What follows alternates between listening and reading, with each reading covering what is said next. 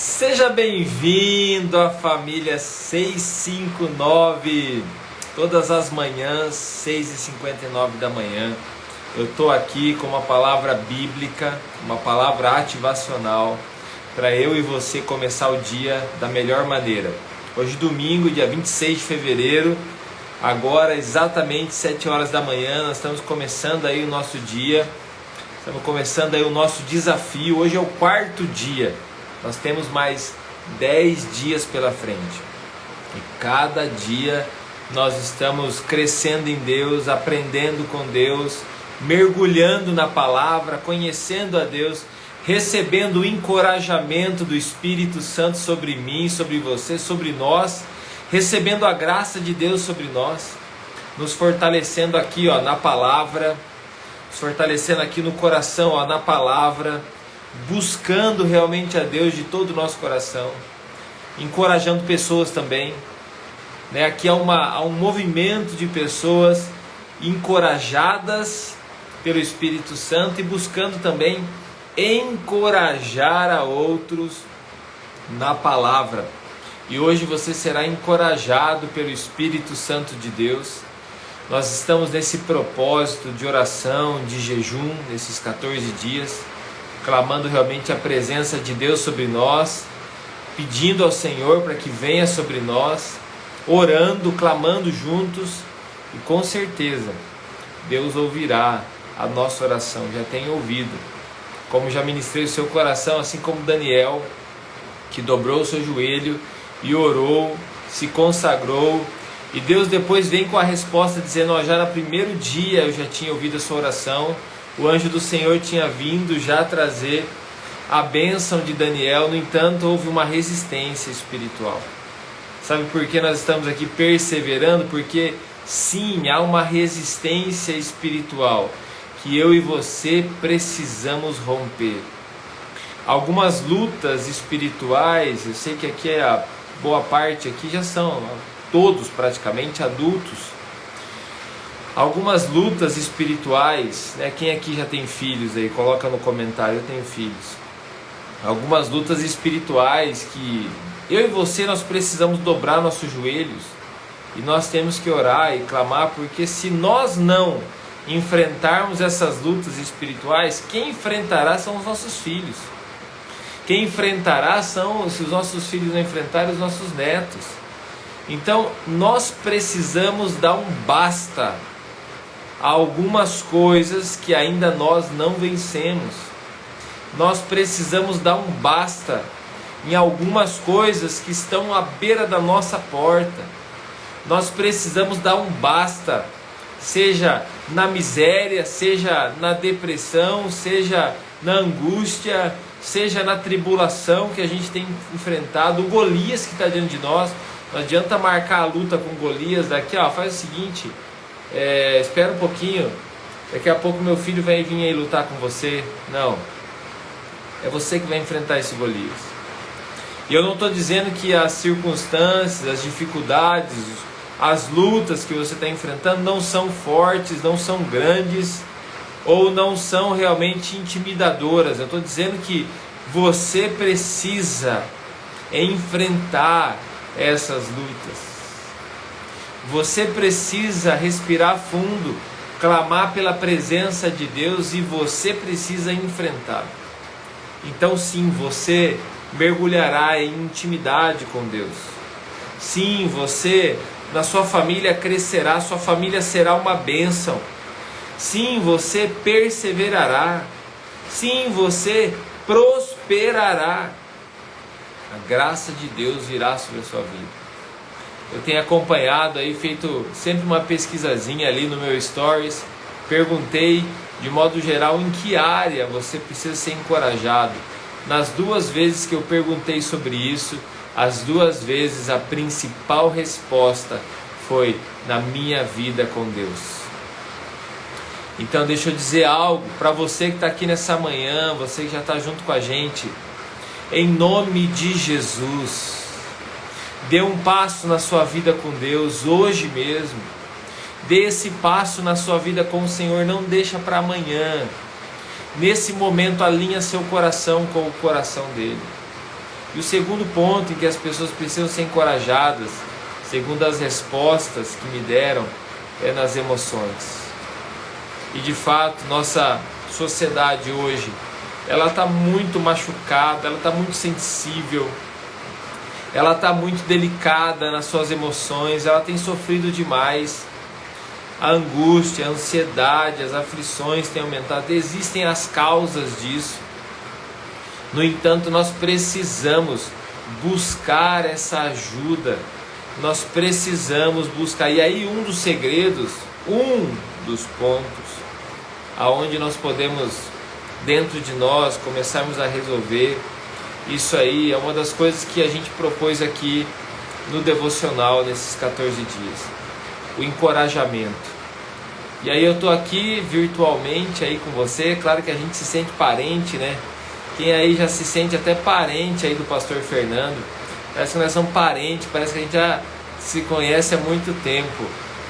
E aí você está aqui hoje para encorajar um ao outro. Eu estou aqui para te encorajar como um cristão, mas também há outros aqui que estão aqui para encorajar uns aos outros. Você tem encorajado, tem recebido esse fôlego e encorajado outras pessoas também a permanecer. Então, nesse propósito, hoje é o 4º dia, você vai junto comigo orar, clamar a Deus, e o Senhor ouvirá a nossa oração. Bom dia para vocês, bom dia para todos que já chegaram aqui. Estamos com 60 pessoas ao vivo. Que Deus abençoe muito o dia de vocês, nosso fim de semana. Que Deus dê a vocês hoje um dia muito especial. Que você possa viver a boa, perfeita e agradável vontade do Senhor. Eu declaro sobre você as bênçãos de Deus. Nesse momento onde você abriu os seus olhos para começar o dia, você receba do Senhor a bênção. Você receba do Senhor a alegria para viver em sua família, na sua casa. Você receba do Senhor a paz que você precisa. Você receba do Espírito Santo a presença dele hoje sobre o seu lar, sobre a sua casa. Em nome de Jesus. Bom dia. Então vamos lá, meus queridos. Hoje eu vou ler Lucas capítulo 15. Quero pedir para vocês aí a gentileza de vocês compartilharem aí esse devocional. Por favor, compartilhe aí com seus amigos esse devocional. Somos aí em 65 pessoas. Se cada um compartilhar, serão centenas, milhares de pessoas alcançadas, né, com essa mensagem. Que uma semente germine já valeu a pena. Então compartilha aí com 23 pessoas, vem nessa setinha evangelística aqui, ó. Compartilha com mais 20, 30, o máximo de pessoas que você conseguir compartilhar, né? O Instagram permite você compartilhar com 50 pessoas, né? Dispara aí os convites para abençoar a vida de outras pessoas. Vamos lá, meu povo. Lucas 15, eu vou ler o versículo 11 ao versículo 24. E o assunto de hoje é encorajados a voltar. Encorajados a voltar. Eu sei que hoje, domingão, no meu caso aqui, chuva, tá chovendo, né? Hoje chovendo aqui, tudo pra galera ficar na cama e não levantar. E aí você levantou, ou tá aí do lado da cama ainda, não tem problema, né? Tá aí hoje, começando o seu dia, os guerreiros mesmo, domingão, guerreiros do Senhor, né? Você que tá vendo essa mensagem depois, não quer dizer que você seja menos do que ninguém aqui não, fica tranquilo. Mas olha, esses aqui que acordaram, estão de parabéns. Estão de parabéns, viu? Que Deus abençoe muito vocês, em nome de Jesus. Lucas 15, do 11 ao 24. É a história que Jesus conta do filho pródigo, filho perdido. Diz assim: Jesus continuou: um homem tinha 2 filhos.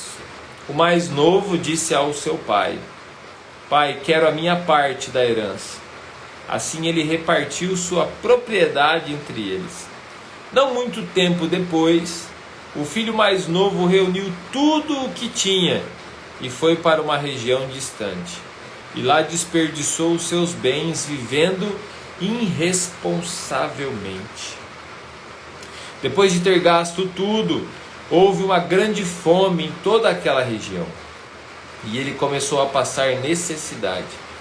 Por isso foi empregar-se com um dos cidadãos daquela região, que o mandou para o seu campo a fim de cuidar de porcos. Ele desejava encher o estômago com as vagens de alfarrobeira que os porcos comiam, mas ninguém lhe dava nada. Versículo 17. Caindo em si, ele disse: quantos empregados de meu pai têm comida de sobra e eu aqui morrendo de fome? Eu me porei a caminho e voltarei para o meu pai. E lhe direi: pai, pequei contra o céu e contra ti. Não sou mais digno de ser chamado teu filho. Trata-me como um dos teus empregados. A seguir, levantou-se e foi para a casa do seu pai. Estando ainda longe, seu pai o viu e, cheio de compaixão, correu para o seu filho e o abraçou e o beijou. O filho lhe disse: pai, pequei contra o céu e contra ti. Não sou mais digno de ser chamado teu filho. Mas o pai disse aos seus servos: depressa, tragam a melhor roupa e vistam nele. Coloquem um anel em seu dedo e calçados em seus pés. Tragam um novilho gordo e matem-no. Vamos fazer uma festa e alegrar-nos, pois este meu filho estava morto e voltou à vida. Estava perdido e foi achado. E começaram a festejar o seu regresso. Hoje eu acordei no meu coração com essa palavra. Essa palavra veio no meu coração. Veio essa frase aqui: encorajados a voltar. E eu me lembrei dessa história e me lembrei de uma outra passagem bíblica, onde Pedro, que havia se afastado do Senhor depois de tê-lo negado, lá em João capítulo 21, também volta à sua profissão, volta à sua rotina. Eu imagino que com muita decepção no seu coração ele está ali vivendo, mas com a graça de Deus e com o Espírito de Deus, o Senhor o alcançou naquele momento. O Espírito de Deus, Jesus ainda estava na terra, o alcançou, vai até ele e o levanta. Essas duas palavras veio no meu coração. Eu sei que o Senhor quer ministrar as nossas vidas nessa manhã através dessa palavra.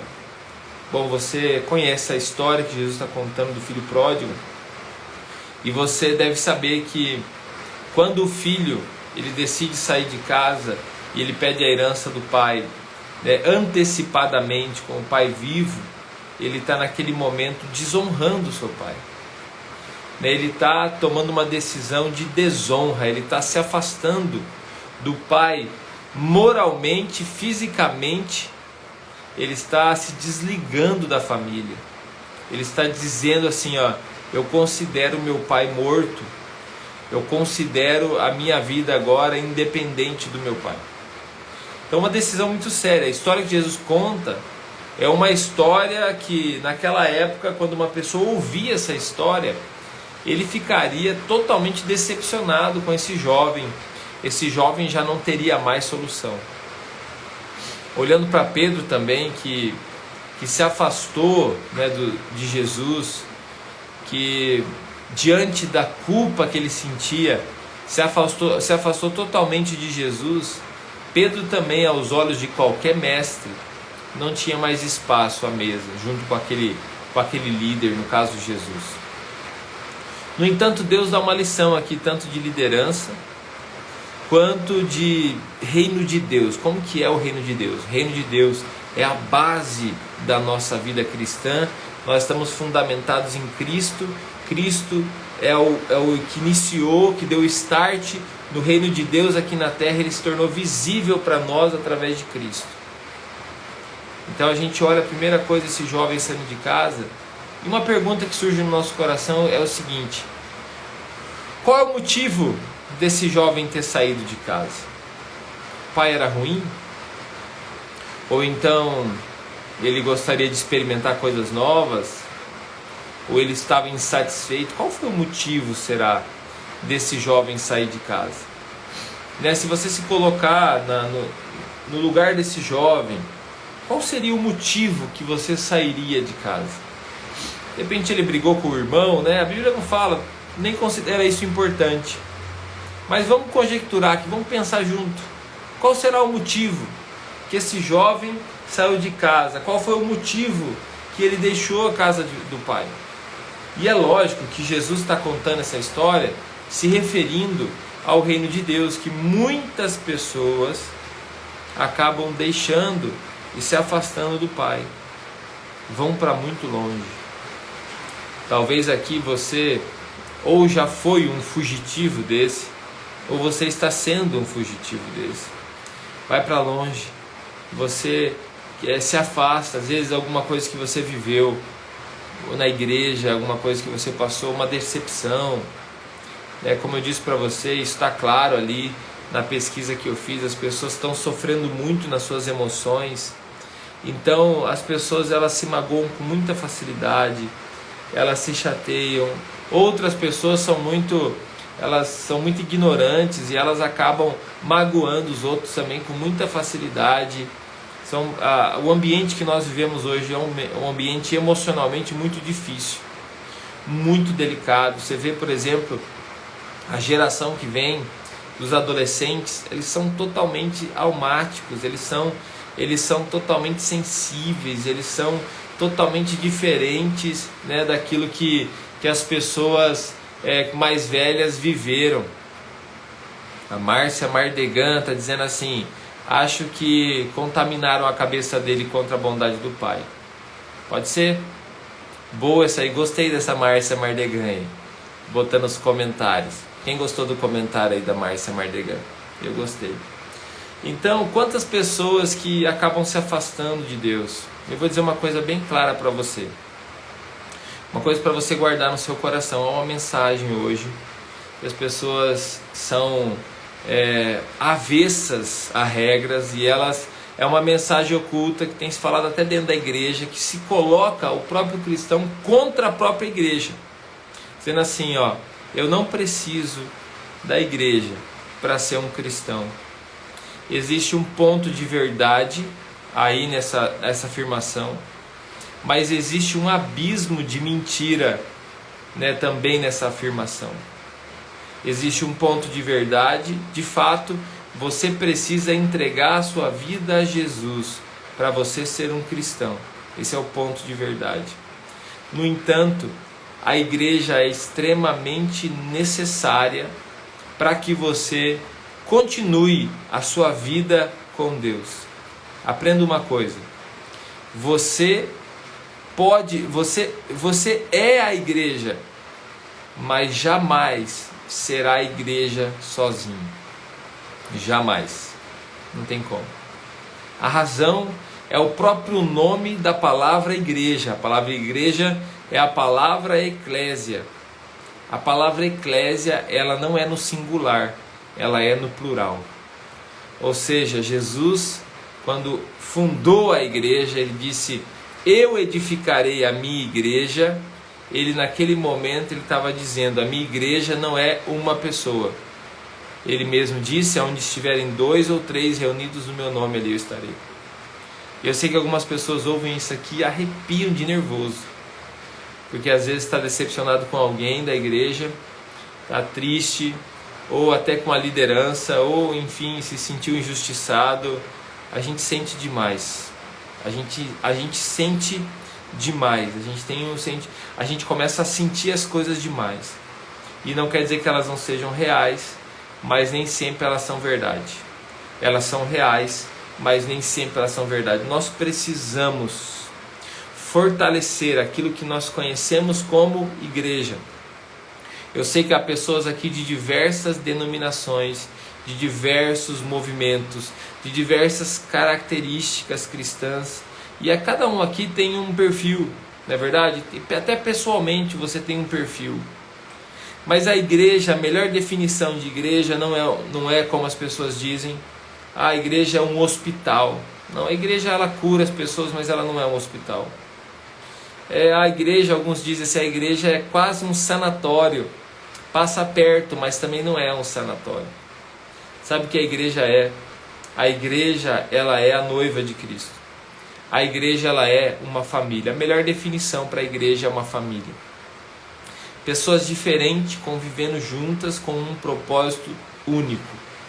Pessoas com pensamentos diferentes, um que gosta disso, um que gosta daquilo, um que você tem que aprender a dividir, compartilhar, você está ali, né, aprendendo a conviver, você está lidando com as dificuldades de sentimentos, mas também ali é o lugar onde você é curado, onde você é transformado, é o lugar onde nós tivemos as maiores experiências nossas com Deus, o maior momento da presença de Deus foi, com certeza, junto com a igreja, seja num retiro, num encontro, num momento de oração, seja num culto, enfim, é a igreja, é na igreja. Também não tenho dúvida que talvez os lugares onde você sofreu, passou as maiores decepções, também seja na igreja. E aí eu posso relacionar isso com a família, porque também na família é os lugares onde você viveu os momentos mais felizes da sua vida. Por exemplo, as mães aqui, eu não tenho dúvida que você vai dizer assim, ó, o dia que meu filho nasceu, o dia que aconteceu isso, aquilo, né, o dia que aconteceu isso aqui na minha família. Mas também é o lugar onde você mais sofreu. É o lugar onde você passou os desertos mais intensos da sua vida, foi dentro da sua família. É o ambiente da família. O problema não é a família, o problema não é a igreja. O problema somos nós. Está aqui, ó. É a separação nossa de Deus. E não quer dizer que você está na igreja, que você está próximo de Deus. A gente também tem nessa história o filho mais velho que está dentro da casa do pai e ainda não consegue viver em intimidade com o pai. Se sente mal, está sentindo injustiçado, está criticando aqui o filho mais novo que está voltando. Ele foi irresponsável, ele precisa de uma correção, ele quer, nós temos que fazer alguma coisa, não fazer uma festa para ele. Entendeu? Está dentro da igreja. Agora, de alguma forma sobrenatural, Deus está dizendo para nós, mesmo você sendo se identificando com esse irresponsável, ou com esse que ficou em casa, né, mas que também está longe do Pai, o melhor lugar do mundo para você estar é a igreja. O melhor lugar do mundo é a igreja. E hoje, no tempo que nós estamos vivendo, a maioria das pessoas aqui está no Brasil, que eu sei aqui, junto com a gente, está aqui o Claudemir aqui, que está na França, Via Frank, que está na Itália, não sei se tem mais alguém de outros países aí, mas são brasileiros, vai entender o que eu estou dizendo. Se há um momento em que nós precisamos fortalecer um lugar, esse lugar se chama igreja. É o único lugar de esperança, é o único lugar de esperança na terra, se chama igreja. Isso, a Neide está dizendo aqui, hospital é um lugar de convivência temporária, não define igreja, exatamente. Apesar que na família a gente também é curado, não é verdade? Quantas vezes você não tomou um dipirona aí? Ou então a mãe passou um mentiolato em você? Quem aqui já levou uma passada de mentiolato? Não esses de hoje, que não dói nada, aqueles que doía. Você ficava, mentiolato não! É isso aí, desse jeito. Então, meus queridos, faz parte, essa parte da cura, né? Quando vai tocar na nossa ferida, a gente não quer. Mas Deus está trazendo você para esse ambiente de cura. Eu quero encorajar você. Se você é uma das pessoas que está ali firme, é uma coluna na vida da igreja. Se você é uma dessas pessoas, continue firme. Continue firme, sustentando, suportando, fortalecendo. Agora, se você se identifica com esse jovem que saiu da casa, ou esse que está perdido dentro da casa, é tempo de voltar o seu coração para o Pai. É tempo de voltar o seu coração para o Pai. A única instituição no nosso país que está de pé, que você pode confiar, que você deve fortalecê-la, é a igreja. Hoje nós temos muitas dificuldades com todas as instituições, dificuldades nas escolas, dificuldades intensas. Não dá nem quero tocar nesse assunto de política, meu Deus do céu. Né? Quanta coisa ruim tem acontecido. Quanta coisa ruim, a gente com dificuldade de confiar nas pessoas. Mas olha, a igreja, com todos os seus problemas, porque os problemas não é a igreja, os problemas são os seres humanos que estão na igreja. Mas a igreja é a instituição espiritual, né, constituída ali por Deus, aonde nós precisamos fortalecer. Seja com a nossa presença, seja com a nossa participação, contribuição, apoio, oração. A igreja é você. A igreja tem a sua cara. Então às vezes tem alguma dificuldade na igreja, porque a igreja também tem a sua cara. A igreja tem a sua característica, pega as suas coisas boas e as suas coisas ruins. Mas é o lugar onde não é um clube, é uma igreja, está de portas abertas. Entra pessoas das mais diversas, entra as pessoas mais difíceis, às vezes dentro de uma igreja. Entra pessoas ali, né, que são cheias de problemas, ou outras pessoas que são boazinha, outras pessoas que são ruins, outras pessoas que estão bêbadas, embriagadas, viciadas em drogas, outras pessoas que estão... A igreja é aberta para todos entrarem, todos entram ali. A gente se aproxima de Deus como a gente está, mas a gente não tem como ficar como a gente está. Esse filho, em algum momento, filho mais jovem, a Bíblia fala que ele caiu em si. Eu espero que todos nós tenhamos essa mentalidade sempre, sempre, porque isso aqui não é uma exclusividade, né? Uma exclusividade de uma ou outra pessoa. Eu às vezes recebo, eu sempre recebo, né, muita crítica, pessoas magoadas, às vezes com alguma igreja, com a minha igreja ou com a igreja de alguém. Não acho você que é de fora também, que eu sou o pastor perfeito, ou que essa igreja é a igreja perfeita, não é, cheia de problema também. E aí, cada pouco eu recebo uma mensagem, eu comecei a receber uma mensagem, tem muito na internet, você colocar lá, contra pastor no YouTube, vai achar um monte de mensagem, pastor é do demônio, pastor é não sei o que, esses pastores não é tudo ladrão, esses pastores só querem saber do seu dinheiro, e aí começa. E biblicamente, vamos crucificar esses pastores, matar todos eles. A igreja não sei o que, e sempre tem um dono da verdade. E aí, tempo atrás, recebendo alguma dessas mensagens, até falei para um irmão, falei, não me manda mais essas mensagens não. Essas mensagens aqui é furada, cai fora disso. A pessoa até ficou chateada comigo porque ele acha que aquilo ali é verdade. Mas quando eu olho para uma pessoa que está falando uma coisa dessa, sobre a igreja, sobre os pastores, o que eu vejo ali? Um filho pródigo, alguém que está totalmente magoado, e às vezes ele tem um motivo. Às vezes o motivo dele foi uma decepção, foi que sacanearam com ele mesmo, alguma liderança dele errou com ele, enfim, com certeza ele tem um motivo. E agora ele não está destilando a verdade, ele está destilando o veneno do ódio, da amargura, da raiva, do ressentimento. Esse filho, quando ele caiu em si, no caso dele, ele desperdiçou tudo que ele tinha, ele acabou com a vida dele. Ele desperdiçou tudo, mas ele caiu em si. E a mensagem é, ele decide voltar para a casa do Pai, em humildade. Sabe o que eu quero dizer para você nessa manhã? Aonde você estiver, você é extremamente importante e essencial na igreja do Senhor. Você é essencial na obra do Senhor. Você é necessário. Hoje eu queria que você tivesse isso no seu coração e você também fosse porta-voz disso, dizendo, olha, você é essencial na obra do Senhor. Não é o seu dinheiro, não é a sua habilidade, não, é você é essencial. E aqui o filho volta para casa, e um detalhe muito importante, deu 7h30 aqui, mas hoje é domingo, eu vou segurar um pouquinho mais, eu preciso falar isso para você. O filho pródigo, quando ele volta para casa, ele está voltando, aqui acontece algo que quem ouviu essa história se escandalizou. E a questão é a seguinte, o pai, nessa história, é uma história inventada por Jesus, é uma parábola. Nessa história o pai ele está olhando para o caminho onde o filho saiu. Ou seja, o pai está aguardando o filho voltar.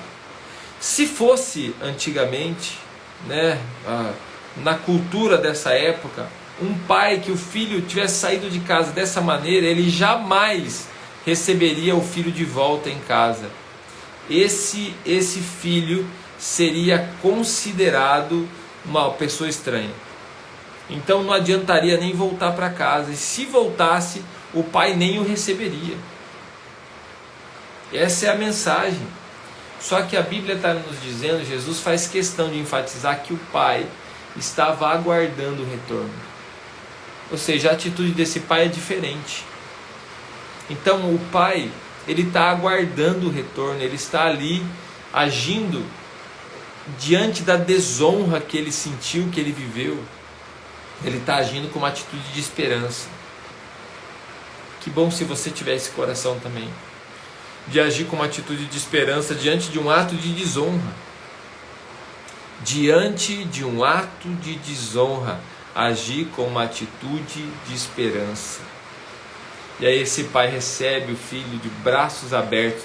E aí interessante que o pai vai ao encontro do filho. Jamais isso aconteceria.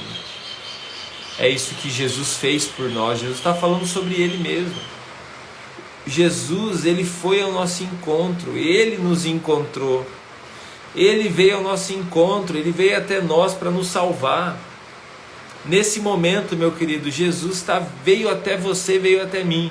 Então se levante.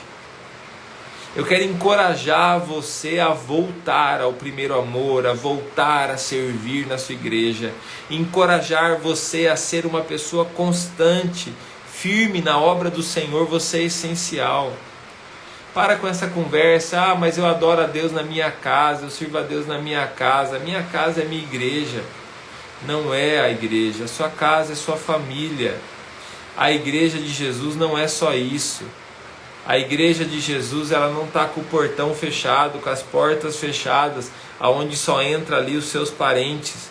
A igreja de Jesus está com as portas abertas. Ela está para salvar. Jesus veio para buscar e salvar o que se havia perdido. Então se junte à igreja nesse movimento de salvação. E Deus não está implorando para você isso. Deus está te dando a oportunidade de viver isso. Eu quero te encorajar hoje, filho, a voltar para casa. Filha, eu quero te encorajar hoje a voltar para casa. Quebre esse orgulho do coração. De repente você tem grandes motivos que te entristeceram demais, para você não estar servindo mais, para você não estar congregando mais, para você não fazer parte mais. Mas quebra esse orgulho, age com uma atitude de humildade, independente de quem é a pessoa que vai receber essa humildade. Faça isso pelo Senhor, faça isso por Deus, faça isso pelo amor que você tem a Jesus. Se entregue na obra, na missão. O Senhor está chamando você, é uma convocação celestial. Nós precisamos nos unir. Quando como igreja nós nos unimos, que nós somos encorajados, nós encorajamos uns aos outros, a gente se torna mais forte. A gente se torna mais forte, a gente é capaz de salvar, de ajudar, de fortalecer, seja as crianças, seja os adolescentes, os nossos filhos e os filhos dos outros. Nós vamos orar, e talvez hoje há filhos que queiram voltar para casa, há filhos que queiram dizer assim, eu quero voltar para casa, ou então há filhos que estão dizendo assim, eu estou perdido dentro de casa, eu quero voltar para o coração do Pai também, eu quero voltar a fazer a obra de Deus com um coração diferente, não preocupado com o que saiu de casa, que me entristeceu, que me magoou, mas fazer de todo o meu coração. Eu quero te encorajar a isso, encorajar a viver essa vida em Deus. Quem aqui precisa de oração?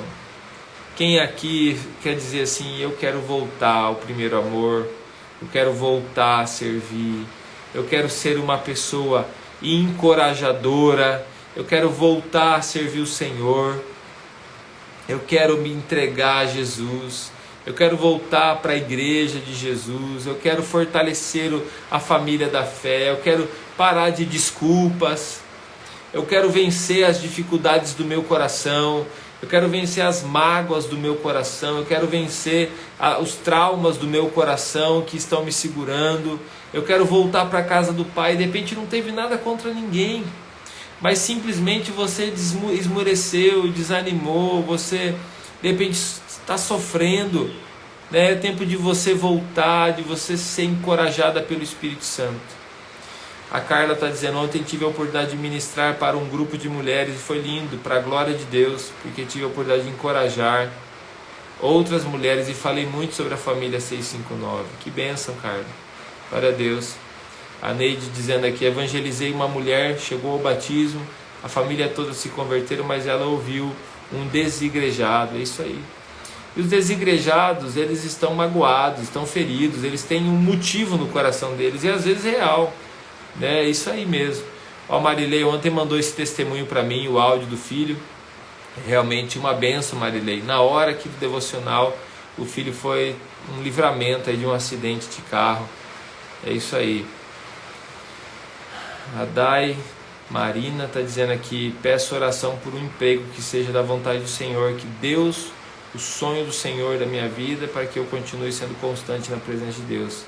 Amém, Dai, que você seja essa pessoa. Carlos: peço oração por mim e para minha esposa. Amém, Carlos. Voltar para a igreja, Carlos. É isso aí, meus queridos. Nós vamos orar. Cada um de vocês aqui, ó, Mário está pedindo oração pela família. Nós vamos orar, estamos aqui em família, né? É por esse motivo que esse local chama Família 659. Esse é o nosso objetivo. E aí, de todo o coração, meu querido, você, vamos nos unir nessa missão. Hoje, o nosso desafio é o seguinte: o nosso desafio é encorajar alguém para ir à igreja conosco. Pente alguém que você precisa dar um telefonema hoje e encorajar essa pessoa a ir com você na igreja, tá bom? Uma visita, um telefonema, uma mensagem. Encoraje uma, duas, três. De repente, alguém que está desencorajado aqui fala assim: eu vou encorajar mais um desencorajado e vou junto, viu? Vamos lá, vamos junto. Eu também tô me sentindo fraco, mas vamos se juntar aqui, vamos juntar nossas pequenas forças e vamos juntos. Deus vai usar a sua vida, em nome de Jesus. Ó, hoje tem duas pessoas especiais aqui da família 659 que estão completando aniversário, né? Tá aqui a minha mãe, tá fazendo aniversário. Tá o David, não sei se o David tá aqui também.